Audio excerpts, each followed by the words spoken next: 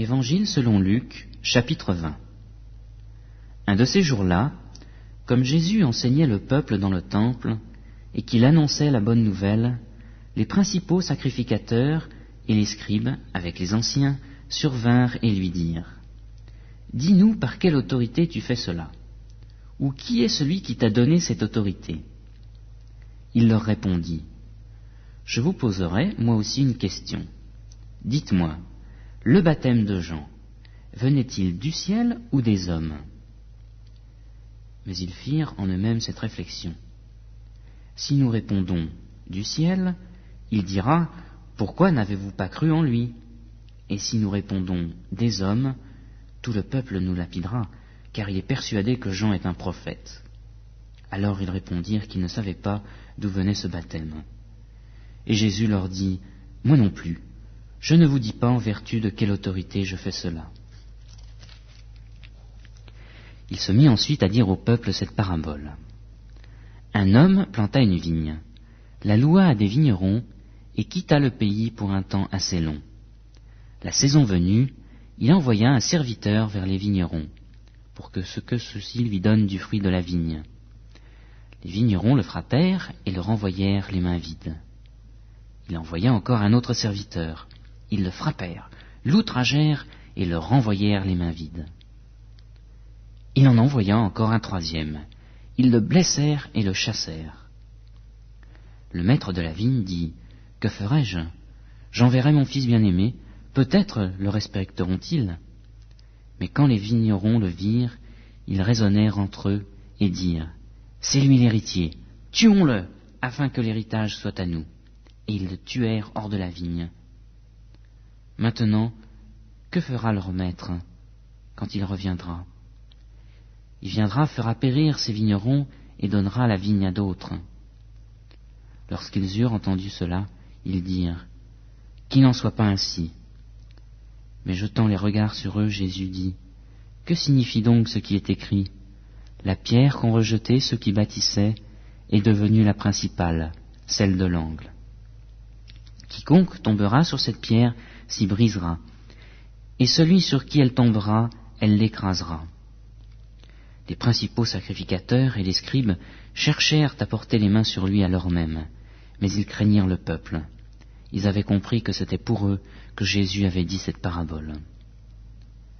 Ils se mirent à surveiller Jésus, et ils envoyèrent des espions qui se donnaient l'allure d'être de bonne foi, pour le prendre à l'une de ses paroles et le livrer aux magistrats et à l'autorité du gouverneur. Ces gens lui posèrent cette question : « Maître, nous savons que tu parles et enseignes avec droiture, et que tu ne fais pas de considération de personne, mais que tu enseignes la voie de Dieu selon la vérité. Nous est-il permis, ou non, de payer l'impôt à César ? » Mais Jésus, remarquant leur fourberie, leur répondit : « Montrez-moi un denier. » « De qui porte-t-il l'effigie et l'inscription ? » ?»« De César, dirent-ils. » Alors il leur dit : « Rendez donc à César ce qui est à César, et à Dieu ce qui est à Dieu. » Ils furent incapables de le prendre à l'une de ses paroles devant le peuple. Mais étonnés de sa réponse, ils gardèrent le silence. Quelques-uns des Sadducéens, qui soutiennent qu'il n'y a pas de résurrection, s'approchèrent et lui posèrent cette question : « Maître, voici ce que Moïse nous a prescrit. Si le frère de quelqu'un meurt et qu'il ait une femme et pas d'enfant, son frère épousera la femme et suscitera une descendance à son frère. Or, il y avait 7 frères. Le premier se maria et mourut sans enfant. Le second et le troisième épousèrent la veuve. Et il en fut de même des 7 qui moururent sans laisser d'enfant. Après eux, la femme mourut aussi. À la résurrection, duquel d'entre eux sera-t-elle donc la femme ? Car les 7 l'ont eue pour femme. » Jésus leur répondit : « Les enfants de ce siècle prennent des femmes et des maris. Mais ceux qui seront trouvés dignes d'avoir part au siècle à venir, à la résurrection d'entre les morts, ne prendront ni femme ni mari. Ils ne pourront pas non plus mourir, parce qu'ils seront semblables aux anges, et qu'ils seront fils de Dieu, étant fils de la résurrection. Que les morts ressuscitent, c'est ce que Moïse a signalé à propos du buisson, quand il appelle le Seigneur le Dieu d'Abraham, le Dieu d'Isaac et le Dieu de Jacob.